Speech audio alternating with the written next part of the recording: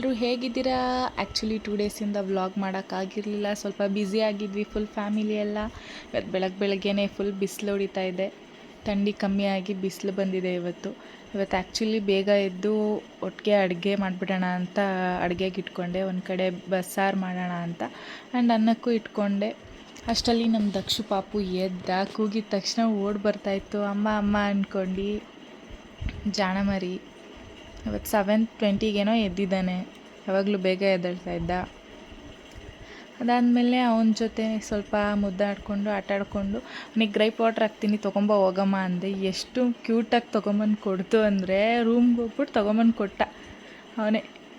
ಆಮೇಲೆ ಅವ್ರ ತಾತನ ಹತ್ರ ಕೊಟ್ಟೆ, ಆಟಾಡಿಸ್ತಾಯಿದ್ರು. ಆ್ಯಕ್ಚುಲಿ ಎಲ್ಲರೂ ಅಂಗಡಿಗೆ ಹೋಗಿದ್ರು ಇವತ್ತು ಬೆಳಗ್ಗೆನೇ, ಸ್ವಲ್ಪ ಕೆಲಸ ಇರೋದ್ರಿಂದ ಬ್ಯುಸಿ ಆಗಿಬಿಟ್ಟಿದ್ದಾರೆ ಎಲ್ಲರೂ. ಆಮೇಲೆ ಒಂದು ತಾತನ ಜೊತೆ ಆಟ ಆಡ್ದ, ಸ್ವಲ್ಪ ಕೋಕೋಮೆಲನ್ ಜೊತೆನೂ ಆಟ ಆಡ್ದ ಸ್ವಲ್ಪ ಹೊತ್ತು. 5 ಮಿನಿಟ್ಸ್ಗೂ ಏನಾದರೂ ವೆರೈಟಿಯಾಗಿ ನಮ್ಮ ದಕ್ಷುಗೆ ಆಟ ಆಡಿಸ್ತಾ ಇರಬೇಕು, ಇಲ್ಲಾಂದರೆ ಫುಲ್ ಹಠ ಮಾಡ್ತಾನೆ ತರಲೆ ಸುಬ್ಬ.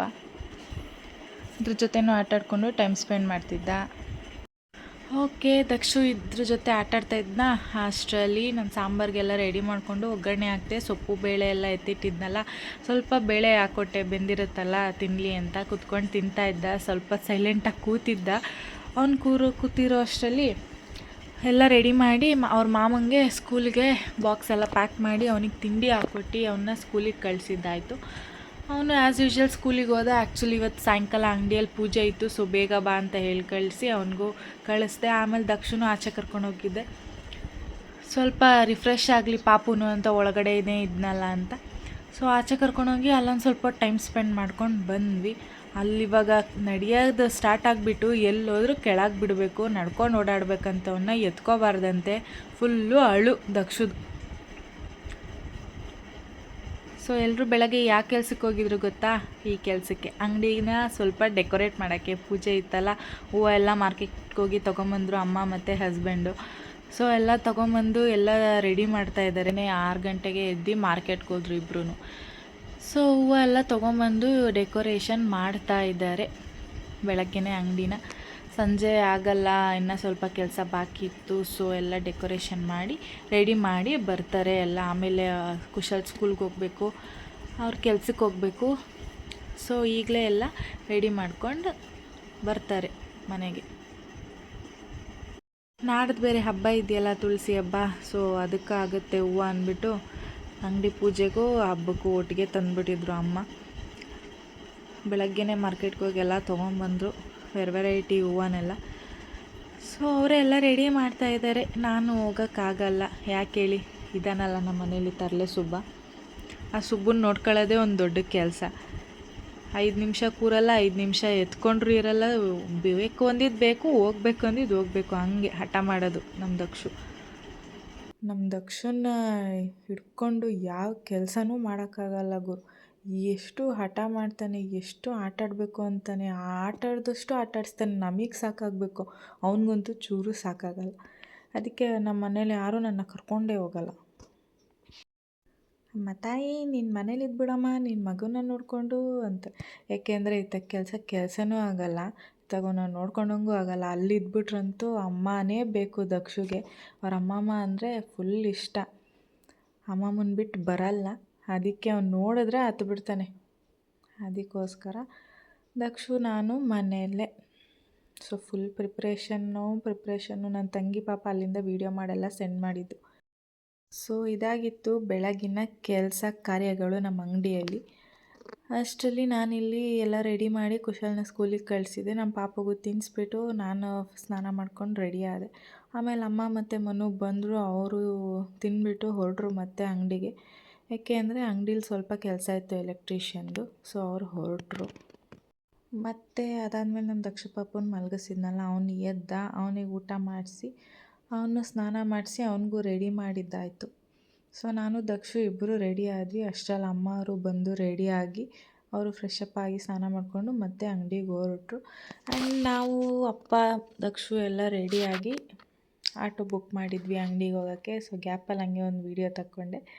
ಈ ಥರ ರೆಡಿಯಾಗಿದ್ವಿ ನಾನು, ದಕ್ಷು ಆ್ಯಂಡ್ ದಕ್ಷು ಅವ್ರ ಮಾಮ. ಫುಲ್ ಎಲ್ಲ ರೆಡಿ ಆಗಿಬಿಟ್ಟು ಹೊರಟ್ವಿ ಅಂಗಡಿ ಹತ್ರ. ನಮ್ಮ ದಕ್ಷು ನಮ್ಮ ದಕ್ಷದ ಗಾಡೀಲಿ ಕರ್ಕೊಂಡೋಗ್ಬೇಕು. ಯಾವ ಗಾಡಿ ಆದರೂ ಪರವಾಗಿಲ್ಲ, ಆಟೋ, ಕಾರು, ಗಾಡಿ ಒಟ್ನಲ್ಲಿ ಕರ್ಕೊಂಡೋಗ್ಬೇಕು. ಫುಲ್ ಮೆರಿತಾ ಇತ್ತು ಆಟೋದಲ್ಲಿ. After a ride, auto ride ಅಂಗಡಿಗೆ ಬಂದ್ವಿ. ಸೊ ಎಲ್ಲರೂ ರೆಡಿಯಾಗಿ ಅಂಗಡಿಯಲ್ಲಿ ಫುಲ್ ಅಮ್ಮನೂ ಎಲ್ಲ ರೆಡಿ ಮಾಡಿದರು ಪೂಜೆಗೆ. ಸೊ ದಕ್ಷು ಅವ್ರ ಅಮ್ಮಮ್ಮ ಹತ್ರ ಇದ್ದಾನೆ, ಸುಬ್ಬಮ್ಮ ಹತ್ರ ಮೇಕೆ ಮರಿ ನೋಡಿಕೊಂಡು. ಹೀಗಿತ್ತು ರೆಡಿ ಮಾಡಿದ್ದು ಪೂಜೆಗೆ. ಸೊ ಐನೋರು ಇನ್ನೂ ಬಂದಿರಲಿಲ್ಲ, ಅವ್ರು ಬಂದಮೇಲೆ ಕಲಶ ಎಲ್ಲ ಇಟ್ಕೋತಾರೆ. ಸೊ ಇಷ್ಟು ಮಾತ್ರ ರೆಡಿ ಮಾಡಿದರು ಎಲ್ಲ ಆಲ್ರೆಡಿ. ಆ್ಯಂಡ್ ಇದು ನಮ್ಮ ಸುಬ್ಬಮ್ಮನ ಕಾಂಟ್ರಿಬ್ಯೂಷನ್. ಅದು ಹೆಂಗೆ ಬಿಡ್ತಾರೋ ಕನ್ಫ್ಯೂಸ್ ಆಗಲ್ವೋ ಈ ಎಳೆ ರಂಗೋಲಿನ. ಎಷ್ಟು ಟ್ರೈ ಮಾಡಿದ್ರು ನನಗಂತೂ ಬರಲ್ಲ ಇದು. ನಮ್ಮಮ್ಮ ಫುಲ್ ದೊಡ್ಡದಾಗಿ ಬಿಟ್ಬಿಟ್ಟಿದೆ ಫುಲ್ ರಂಗೋಲಿನೆಲ್ಲ. ಅದಾದಮೇಲೆ ಇನ್ನೂ ಐನೋರು ಬರೋಕ್ಕೆ ಟೈಮ್ ಇತ್ತು. ಸೊ ಸ್ವಲ್ಪ ಸೆಲ್ಫೀಸ್, ಫೋಟೋಸ್, ವೀಡಿಯೋಸ್ ಮಾಡ್ಕೊಳ್ಳೋಣ ಅಂತ ಅಂಗಡಿನ ರೌಂಡ್ಸ್ ಹೊಡಿತಾಯಿದ್ವಿ. ಸೊ ಗ್ಯಾಪಲ್ಲೆಲ್ಲ ತಕ್ಕೊಂಬಿಡೋಣ ವೀಡಿಯೋ ಫೋಟೋ ಗೀಟೋ ಎಲ್ಲ, ಆಮೇಲೆ ಟೈಮ್ ಆಗೋಲ್ಲ ಅಂತ ನಮ್ಮ ತಂಗಿ ಫುಲ್ಲೆಲ್ಲ ವೀಡಿಯೋ ಮಾಡ್ಕೊಂಡು ಬರ್ತಾಯಿದ್ಲು. ಒಂದು ಸಲ ನನ್ನ ತಂಗಿ ಇಲ್ಲ ನನ್ನ ತಮ್ಮ ಕ್ಯಾಮ್ರಾಮ್ಯಾನ್ ಆ್ಯಂಡ್ ಕ್ಯಾಮ್ರಾ ವುಮೆನ್ ಆಗ್ತಾರೆ. ಆಮೇಲೆ ಐನೋರು ಬಂದರು. ಸೊ ಕಳಶ ಎಲ್ಲ ರೆಡಿ ಮಾಡ್ಕೋತಾ ಇದ್ದಾರೆ. ಅಮ್ಮ ಎಲ್ಲ ಅಲ್ಲೇ ಜೋಡಿಸ್ಬಿಟ್ಟಿದ್ರು, ಎಲ್ಲ ಅವ್ರ ಕೈಗೆ ಸಿಗೋ ಥರ ಬೇಗ ಸಿಗಲಿ ಅಂತ. ಪಟ್ ಅಂತ ಎಲ್ಲ ಜೋಡಿಸ್ಕೊಂಡು ಎಲ್ಲ ರೆಡಿ ಮಾಡಿಕೊಂಡು ಪೂಜೆ ಸ್ಟಾರ್ಟ್ ಮಾಡೋಕ್ಕೆ ಶುರು ಹಚ್ಕೊಂಡ್ರು. ಈ ಕಡೆ ನಮ್ಮ ದಕ್ಷು ವಿಲ ವಿಲ ವಿಲ ವಿಲ ಅಂತ ಅಲ್ಲಿಗೆ ಓಡಾಡಬೇಕು ಅಂತ ಕುಣಿತಾ ಇತ್ತು. ಕೆಳಗೆ ಬಿಟ್ಟರೆ ಬಿದ್ದುಬಿಡ್ತಾನೆ ಮಣ್ಣಿಂದ ಇದನ್ನೆಲ್ಲ ಅಂತ. ಅವ್ರ ಚಿಕ್ಕಿ ಸ್ವಲ್ಪ ಹೊತ್ತು, ನಾನು ಸ್ವಲ್ಪ ಹೊತ್ತು, ಅವ್ರ ಮಾಮ ಸ್ವಲ್ಪ ಹೊತ್ತು, ನಮ್ಮ ಸುಬ್ಬಮ್ಮ ಸ್ವಲ್ಪ ಹೊತ್ತು ಎತ್ಕೊಂಡು ಸಮಾಧಾನ ಮಾಡ್ತಾಯಿದ್ವಿ. ಆ್ಯಂಡ್ ವಾಕರ್ ಕೂಡ ತಗೊಂಡು ಹೋಗ್ಬೇಕಾಗಿತ್ತು, ಮರ್ತುಬಿಟ್ವಿ. ವಾಕರ್ಗೆ ಆಗಿಬಿಟ್ಟಿದ್ರೆ ಸುಮ್ಮನೆ ಆಟ ಆಡೋದು. ನಮ್ಮ ತರಲೆ ಸುಬ್ಬ ಅಂತೂ ತೀಟೆ ಮಾಡ್ತಾನೆ. ಸೊ ಆಲ್ಮೋಸ್ಟ್ ಅಲ್ಲೆಲ್ಲ ರೆಡಿ ಮಾಡ್ಕೋತಾ ಇದ್ದಾರೆ. ಇನ್ನೇನು ಪೂಜೆ ಶುರುವಾಗುತ್ತೆ. ಅಷ್ಟರಲ್ಲಿ ನಮ್ಮ ಬೀರಾಜ್ ಅವರು ಏನು ಮಾಡ್ತಾರೆ ನೋಡ್ಕೊಂಬರೋಣ ಅಂತ ಬಂದೆ. ಇಬ್ಬರು ಬ್ಯುಸಿಯಾಗಿದ್ದರು ಊಟ ಮಾಡೋದ್ರಲ್ಲಿ. ಇಬ್ರಿಗೂ ಮೀಲ್ಸ್ ಕೊಟ್ಬಿಟ್ಟು ಊಟಕ್ಕೆ ಬಿಟ್ಟಿದ್ದಾರೆ. ಆ್ಯಂಡ್ ಈ ಕಡೆ ಆಲ್ರೆಡಿ ಪೂಜೆ ಸ್ಟಾರ್ಟ್ ಆಗಿತ್ತು. ಸೊ ಅಪ್ಪನಿಗೂ ಈ ಕಡೆ ಚೇರಾಗಿ ಕೂರಿಸಿ ಅಮ್ಮನೂ ಕೂತ್ಕೊಂಡ್ರು. ಇಬ್ಬರು ಪೂಜೆ ಸ್ಟಾರ್ಟ್ ಮಾಡ್ತಾರೆ ಈಗ.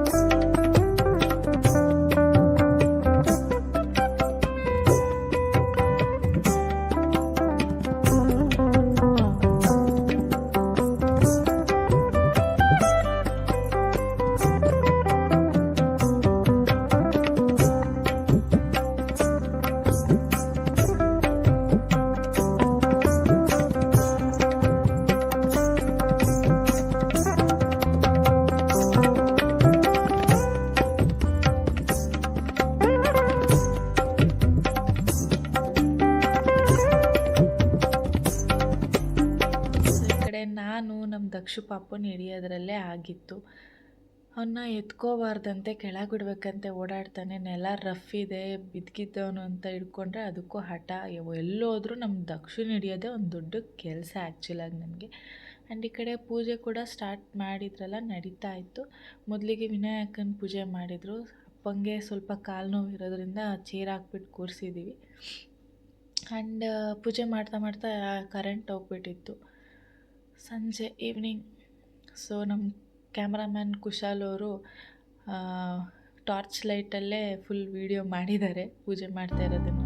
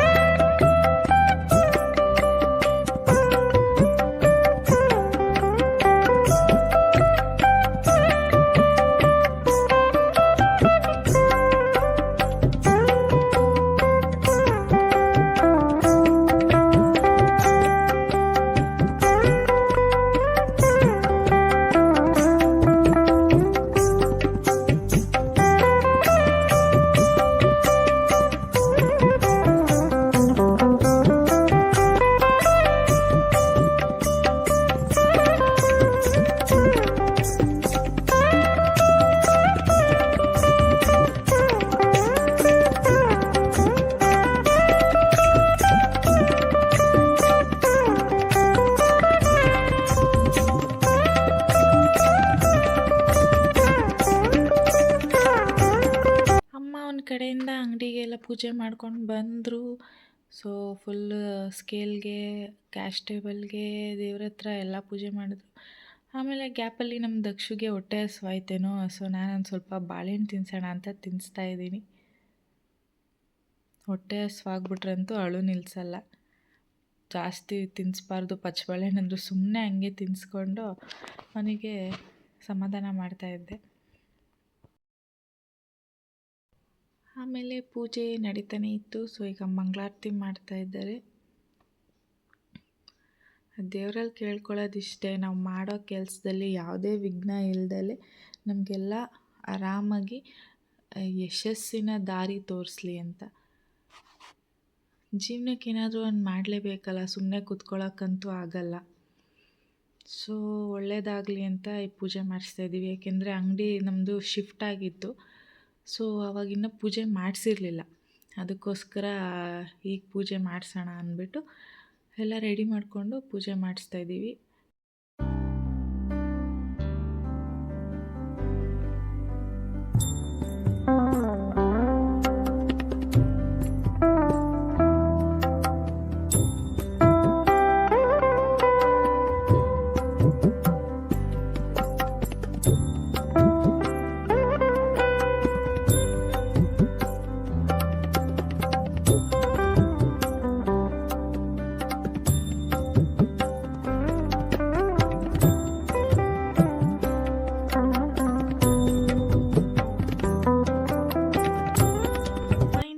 ಪೂಜೆ ಎಲ್ಲ ಮುಗೀತು. ಸೊ ಎಲ್ಲ ಆರಾಮಾಗಾಯಿತು, ಯಾವುದೇ ತೊಂದರೆ ಇಲ್ಲದೆ ಎಲ್ಲ ನೆಮ್ಮದಿ ಆಯಿತು ಒಂಥರ ಪೂಜೆ ಆದಮೇಲೆ. ಸೊ ಅವತ್ತಿಂದ ಹೇಳ್ಕೊಂಬಂದಂಗೆ ಒಂದು 4 to 5 days ಆಯಿತು ಅನಿಸುತ್ತೆ. ನಾನು ನೆಕ್ಸ್ಟ್ ಏನೋ ಪ್ಲ್ಯಾನ್ ಮಾಡ್ತಾಯಿದ್ದೀವಿ, ಸರ್ಪ್ರೈಸ್ ಇದೆ ಅದು ಇದು ಅಂದ್ಕೊಂಡು. ಖಂಡಿತ ನಾಳೆ ಪಕ್ಕಾ ರಿವೀಲ್ ಮಾಡ್ತೀವಿ ಏನು ಅನ್ನೋದನ್ನು. ಸೊ ಎಲ್ಲರೂ ಹೀಗೆ ಸಪೋರ್ಟ್ ಮಾಡ್ತಾಯಿರಿ ಅನ್ನೋದಷ್ಟೇ ನಾವು ಕೇಳ್ಕೊಳ್ಳೋದು. ಅದಾದಮೇಲೆ ಅಂಗಡಿಯಿಂದ ಮುಗಿಸ್ಕೊಂಡು ನಾನು ಮನೆಗೆ ಬಂದೆ. ದಕ್ಷು ಅಲ್ಲಿ ಇರಲಿಲ್ಲ, ಅವ್ನಿಗೆ ಹೊಟ್ಟೆ ಹಸ್ಬಿಟ್ಟಿತ್ತು. ಸೊ ಅವ್ನಿಗೆ ಸ್ವಲ್ಪ ಕಾರ್ಟೂನ್ ಹಾಕಿ ಕೊಟ್ಬಿಟ್ಟು ನಾನು ಅಡುಗೆ ರೆಡಿ ಮಾಡೋಕ್ಕೆ ಹೋದೆ. ಅಡುಗೆ ಆದಮೇಲೆ ದಕ್ಷು ಊಟ ಮಾಡಿಸ್ದೆ. ನಾನು ಅಪ್ಪನ ಊಟ ಮಾಡಿದ್ವಿ. ಅಂಗಡಿಗೆ ಹೋಗಿದ್ದವರೆಲ್ಲ ವಾಪಸ್ ಬಂದರು. ಅವರು ಊಟ ಮಾಡ್ಕೊಂಡು ಮತ್ತೆ ಅಂಗಡಿಗೆ ಹೋದರು. ಕೆಲಸ ಸ್ವಲ್ಪ ಜಾಸ್ತಿ ಇತ್ತು. ಏನು ಎತ್ತ ಅಂತ ನಾಳೆ ತಿಳಿಸ್ತೀನಿ. ಸೊ ಇದಾಗಿತ್ತು ಇವತ್ತಿನ ವ್ಲಾಗ್. ಆ್ಯಂಡ್ ಸ್ವಲ್ಪ ಅಂಗಡಿ ಪೂಜೆ ಮಾಡಿದಾಗ ತಗೊಂಡಿದ್ದ ಪಿಕ್ಸ್ ಇದೆ. ಸೊ ಇದು ಪಿಕ್ಸ್. ಆ್ಯಂಡ್ ಇಲ್ಲಿಗೆ ಎಂಡ್ ಮಾಡ್ತಾಯಿದ್ದೀನಿ ವ್ಲಾಗ್ನ. ಗುಡ್ ನೈಟ್, ಎಲ್ರಿಗೂ ಶುಭರಾತ್ರಿ.